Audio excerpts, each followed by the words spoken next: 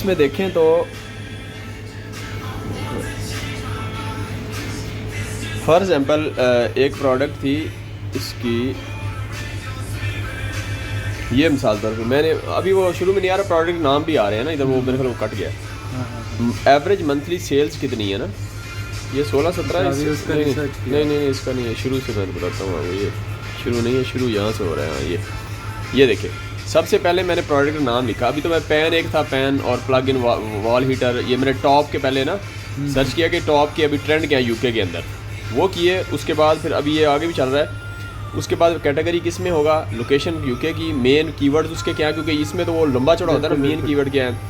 उसके बाद था कि उसकी एवरेज प्राइस क्या है, एवरेज प्राइस हमारी जो है ना वो $16 से $40 के दरमियान में होनी चाहिए, और यूके का वही पाउंड में कन्वर्ट कर लूँगा। टॉप जो 7 सेलर्स हैं ना, उनकी जो एवरेज वैल्यू है जो जिसमें वो सेल कर रहे हैं, वो आपके $16 से $40 के दरमियान होना चाहिए। अच्छा, इसके बाद फिर था अगला नेक्स्ट, ये कौन सा 2 हाँ 3, ये देखिए। उसके बाद था कि आपके जो टॉप 6, कुछ ने 3 कहा हुआ था, किसी ने 6, किसी ने 7, मैंने फिर स्ट्रिक्ट क्राइटेरिया बना लिया, लेकिन इसमें भी हम ट्रेड ऑफ करेंगे कि टॉप जो 20 या 15 सेलर्स हैं ना, उनमें से जो 7 सेलर्स हैं या 6 सेलर्स हैं, उनके रिव्यूज़ 400, 500 या 500, 400 से कम होने चाहिए। क्या मतलब, यानी टॉप के सेलर्स अगर थोड़े रिव्यूज़ पे बेच सकते हैं, इसका मतलब हम भी एंट्री कर सकते हैं। अगर ज़्यादा रिव्यूज़ हैं तो फिर तो उतने रिव्यूज़ हम कहाँ से लाएंगे। अच्छा, ये था, वो भी मैंने देखा, इन प्रोडक्ट्स का देखा है मैंने, देखा कि ये इसके 3 से 4 है, जो वायलेट कर रही है वो मैंने रेड कर दी है। कौन कौन से प्रोडक्ट है? तीसरी ये तो नहीं, ये तीसरा कॉलम है। वो पहली प्रोडक्ट जो पेन वाली थी उसका मैंने लिखा ना कि उसका ये फॉलो कर रहा है, ये फुलफिल हो रहा है। अच्छा, उसमें रेवेन्यू कितना है, रेवेन्यू 7,000 से ज़्यादा होना चाहिए, यानी मंथली जो रेवेन्यू है वो $7,000 होना चाहिए। यूके के लिए, यूएस के लिए $10,000 है, और यूके के लिए 7,000 पाउंड है। तो 7,000 पाउंड से कम तो रेवेन्यू ज़्यादा होना, ताकि वो प्रोडक्ट, तो वो मैंने देखा कि इन 2 प्रोडक्ट का वो ज़्यादा ही है। अच्छा, इसी तरह फिर मैं प्राइस उसकी क्या होनी चाहिए, प्राइस जो है वो कंपटीटर जो है हमारे, जो हमारे कंपटीटर होंगे, वो जो पहले 2 हैं टॉप सेलर, 7 सेलर जो हैं, उनकी प्राइस जो है वो कंसिस्टेंट होनी चाहिए। ये नहीं कि टॉप सेलर्स के हैं लेकिन उनके दरमियान वेरिएशन बहुत है, एक $50 की बेच रहा है, 50 तो नहीं, रेंज तो ये होगी, $40 की बेच रहा है, एक 16 की बेच रहा है, इसका मतलब इतनी वेरिएशन क्यों है, ये नहीं होनी चाहिए, उसमें वो कंसिस्टेंसी होनी चाहिए। अच्छा, उसके बाद फिर नंबर 5 के बाद था 6, हाँ, उसके बाद BSR होता है, बेस्ट सेलर रैंक।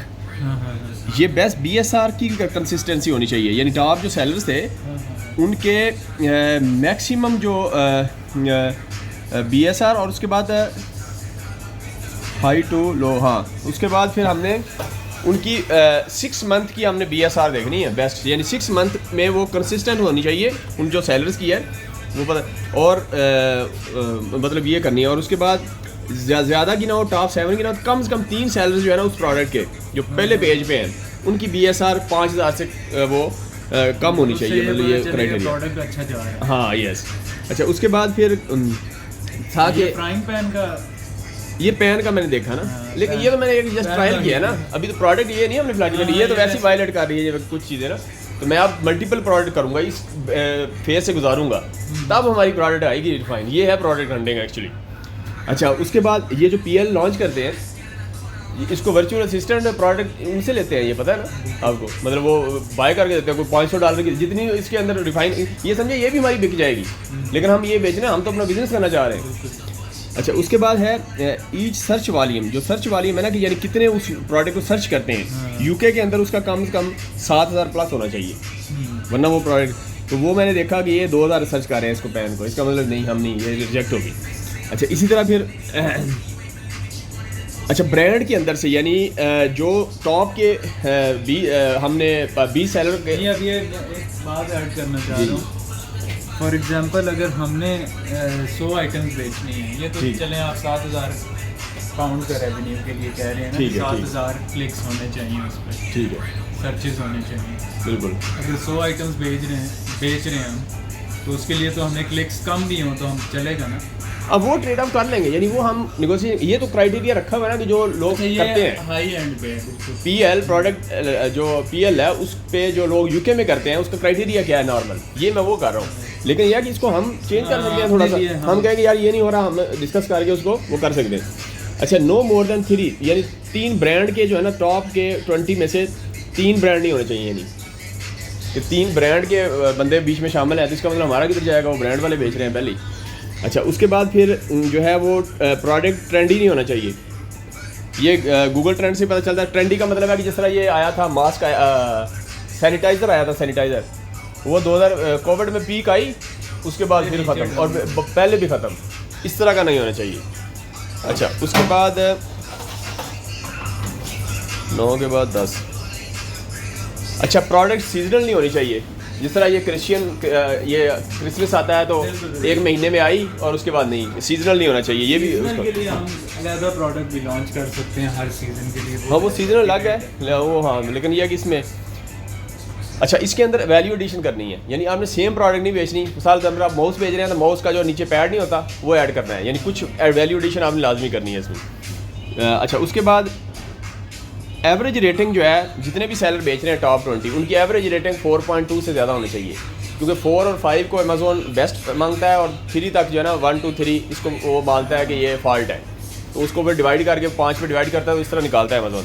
तो और फिर रिटर्न भी करना पड़ता है, रिटर्न की कॉस्ट काफ़ी ज़्यादा, तो हमने रिटर्न में चक्कर में नहीं पड़ना, तो 4.2 से रिव्यूज़ ज़्यादा ही होने चाहिए उनके। अच्छा, उसके बाद जो कंपीटिंग हमारे सेलर्स हैं या प्रोडक्ट्स हैं कंपीटिंग, तो उनकी जो अपने क्या नाम है, ये वैसे सॉफ्टवेयर से पता चलता है या अमेज़ोन से पता चल जाता है, यानी वो कंपीटिंग प्रोडक्ट्स लेस दैन 5000 होनी चाहिए।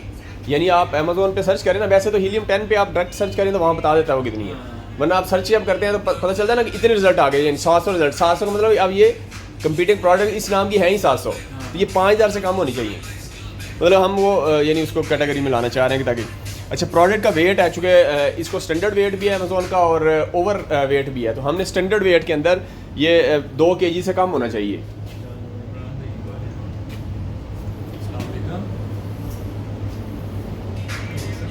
अच्छा जी, आगे चलते हैं।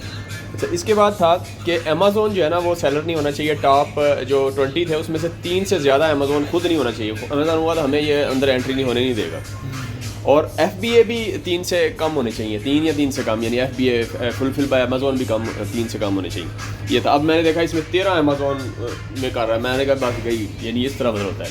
ये इतनी सर्च करने से ये हो गया आपको कि आंखें बंद करके की तो आंखें बंद करके तो करता ही नहीं है। मैं अब पता चला, मुझे तो पहले ही पता था, लेकिन यह 15 के बाद अब 16 में आगे बताता हूँ। अब 16 ये, हाँ। अच्छा, उसके बाद था कि मंथली जो एवरेज मंथली सेल है 300 होनी चाहिए, यानी आइटम 300 दफ़ा 300 तो बिके ना कम से कम। तो ये मैंने देखा 700 बिक रहे हैं आइटम, ठीक है। एवरेज मंथली रेवेन्यू 35,000 पाउंड है, तो ये मैंने वैसे लिखा उधर, वो 7,000 से ज़्यादा एक ब्रांड का बिक रहा है। ये सिर्फ मैंने पैन का देखा है अभी। इसी तरह कोई भी प्रोडक्ट हम सर्च करेंगे उसका मैं इस प्रोसेस से गुजारूंगा। टोटल उसका अमेज़ॉन पे इतना बिक रहा है, हाँ, 35,000 यानी मंथली उसका अमेज़ॉन पे मंथली जो रेवेन्यू है वो 35,000 पाउंड है। अच्छा, एवरेज प्राइस उसकी $81 थी, तो ये ज़्यादा थी, तो इसलिए एवरेज नंबर रेटिंग को छोड़ें, बाकी जो है वो